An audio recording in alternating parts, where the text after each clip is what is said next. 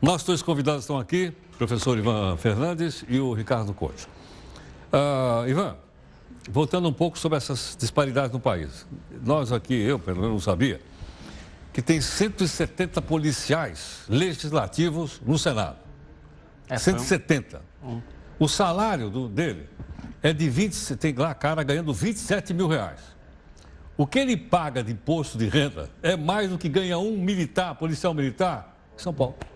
Tem um problema muito grande no funcionamento do Estado brasileiro, que é o seguinte: para onde vai boa parte das pressões para a maior eficiência do gasto público? No Poder Executivo. E como os poderes eles são independentes e precisam ser independentes, claro, para a democracia funcionar, o Poder Legislativo e o Poder Judiciário, eles acabam tendo uma quantia muito grande, muito boa do orçamento público, que são gastos de acordo com os seus próprios interesses. E as pressões da sociedade, elas acabam ressoando muito pouco. Um pouco mais no Poder Legislativo e muito pouco, mas muito pouco no Poder Judiciário. Se a gente olhar gasto por gasto, tirando essas questões de corrupção que a gente está falando, vendo do Cabral aqui e de outras tantas que já aconteceram no Brasil, o gasto no Poder Executivo é muito mais eficiente do que o Poder Legislativo e no Poder Judiciário. Nós temos dois buracos que pegam recursos públicos e esbanjam de todas as formas, como a própria viagem que a gente viu agora dos nossos congressistas, que a gente precisa resolver. A sociedade precisa mostrar insatisfação. Eu acho que a sociedade não sabe que o Congresso Nacional custa 6 bilhões de reais por ano para nós. 6 bi. A Câmara Municipal de São Paulo custa 500 milhões por ano. É muito. Claro. Heródoto, eu gostaria de voltar a dois assuntos que nós falamos antes, completar a informação. O Youssef, que nós falamos agora, ele foi condenado a 122 anos de prisão. Nós ficamos sabendo pela notícia que ele ficou 2 anos e pouco em Curitiba, mais 4 meses em prisão domiciliar. Eu não consigo entender isso. Tudo bem, ele tem delação premiada, redução da pena, reduzir 50% da pena, mas de 122 anos para 2 anos e pouco, eu realmente não consigo entender. Teve um abatimento de 100%. Eu não entendi esse cálculo, porque isso, a meu ver, estimula a impunidade. O motorista de táxi vindo para cá me falou isso. Bom, então eu vou montar uma quadrilha, vou roubar, né? E aí, quando me prenderem, eu entrego os outros. Né? Faço um acordo. Faço um acordo, entrego todo mundo e fico com a grana, e fico em liberdade. Né?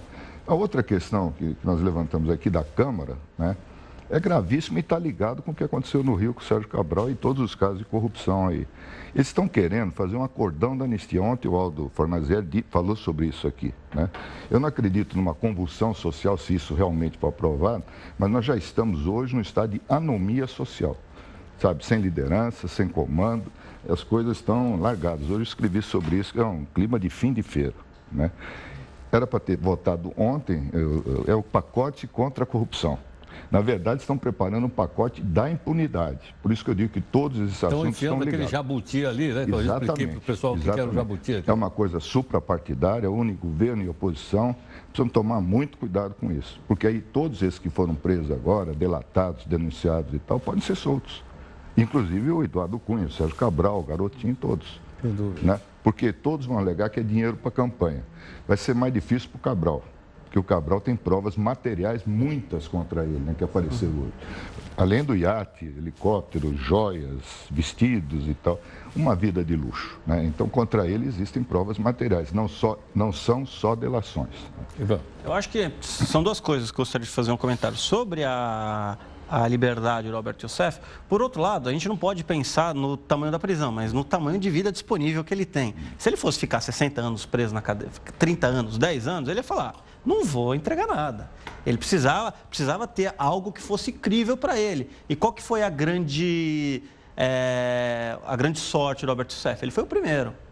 Então, ele trouxe informações, qualquer informação ali era positiva. Hoje, quem for fazer uma delação premiada, vai ter que falar informações que estão chegando no topo da cadeia alimentar. Ou seja, informações inéditas. Exatamente. Que não tenham sido já faladas por outros delatores. Ele teve um papel importante. Então, eu acho que, apesar de soar moralmente muito duro, eu acho que faz parte do funcionamento de investigações nesse mundo muito moderno, muito mais complexo, para que a justiça possa colher as provas necessárias, né? E um outro ponto sobre a convulsão social, eu tenho uma visão muito positiva sobre o que está acontecendo, apesar de todos os pesares. Porque, primeiro, eu acho que as nossas instituições estão conseguindo responder. Nós não tivemos convulsões como a Argentina chegou a ter, não tivemos convulsões como a Venezuela está tendo, né? Nós conseguimos, apesar de não ter liderança política, as pessoas foram para as ruas, elas não exerceram violência umas com as outras, só casos esporádicos, né? As instituições estão funcionando minimamente. Tivemos uma transição de governo para um presidente que é completamente impopular, que todos nós sabemos que estava envolvido no âmbito da Lava Jato, e as instituições conseguiram fazer essa transição, o que eu acho que a gente está entrando num novo modelo de democracia, não só no Brasil, mas a gente pode pensar na eleição do Trump, que vem acontecendo na Europa, que os partidos políticos têm menos peso. As redes sociais, o empoderamento que o indivíduo tem nesse novo mundo moderno, a partir dessa oferta muito grande de informações, está fazendo com que a democracia funcione de maneira diferente do que a gente estava acostumado. E o problema é, o novo é sempre difícil de entender, né? O novo é sempre difícil de não temer. E eu acho que a gente está nesse processo. Professor, no lugar dos partidos, né, que estão destruídos, desacreditados e tal, o que surge como organização no lugar dos partidos? Eu acho que é a pergunta do século XXI, né? Como nós vamos organizar essas democracias pós-partidárias? Que, de um lado, os governos estão fracos, os governos são frágeis, perdem eleições. E qual que é o elemento mais importante de uma democracia? Um governo que perde eleição. O Obama perdeu a eleição, o PT perdeu de maneira muito flagrosa as eleições. A nova prova é a América na Alemanha, que ela vai ser candidata pelo quarto Exatamente. mandato. Os governos estão muito fragilizados perante a própria sociedade civil. Ameaçada também de perder. Por isso é o que ele está dizendo. E olha, os governos estão perdendo, as oposições estão assumindo, então eu acho que, do ponto de vista democrático, estamos num momento de mudanças e nós não entendemos ainda que mudança é essa. Essa resposta eu gostaria de ter, porque eu acho que se eu a tivesse e fosse boa, eu ficaria muito famoso, né? Porque, realmente, os partidos estão muito fracos. Os partidos não mais têm a função de estruturar a competição política como eles tiveram na segunda metade do século XX. Mas isso não quer dizer que... Eu vejo que isso não quer dizer que a democracia está ameaçada. Quer dizer que a gente está construindo um bicho novo. E a gente ainda demorar alguns anos para entender. A gente não sabe qual é. Exatamente. Tá bom. Vamos continuar a nossa conversinha aqui no portal.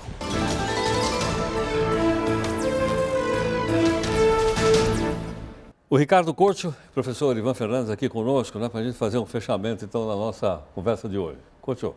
Eu acho que a grande questão que ficou no fim dessa história, muito bem contada aí, que o professor Ivan levantou, a gente estava comentando aí nos intervalos, é o fim dos partidos políticos, né? Não só aqui, mas pelo mundo afora, né? E o que se discute é o que vem no lugar disso. Uma coisa que nós comentamos aqui, claro, em forma de tom de brincadeira, mas que são organizações criminosas que estão participando da vida política também. A gente vê isso no Rio de Janeiro muito, na Baixada Fluminense, né? Que se espalha, as milícias, aquele negócio todo. De alguma forma, o povo sempre se organiza, né? Nós tivemos muitas manifestações, protestos pelo impeachment, aquele negócio todo. Agora, não sobrou nada. Eu não vejo uma liderança que tenha sido criada nesse processo, não vejo um movimento democrático novo. A gente sabe o que perdeu, o que acabou, mas não consegue enxergar, imaginar o que vem pela frente. Ivan. Eu acho que em 2018 teremos uma eleição muito atípica, né? Uma eleição com muitos candidatos se organizando na esquerda, candidatos se apresentando no centro, candidatos se apresentando da direita da bala, da direita religiosa, da direita dos valores. Eu acho que, no final das contas, a próxima liderança ela vai surgir do próprio processo eleitoral, né? E aí eu acho o grande valor da democracia e como a democracia tem essa capacidade de invenção. Se a gente pode retornar um pouco à história americana, os Estados Unidos estavam numa situação bastante complexa no final do governo Bush, com a crise, com a denúncia do que toda a guerra do Iraque tinha sido feita a partir de uma fraude, e surgiu o movimento Obama, né? Eu espero que em 2018 alguma liderança nova desse tipo apareça, porque as eleições são um momento no qual as pessoas devotam tempo, devotam atenção para as questões nacionais de maneira mais ampliada, né? Muito bom ter essa visão otimista, né? É verdade, no meio de toda essa bandalheira que está aí, tem uma visão otimista que eu achei muito boa.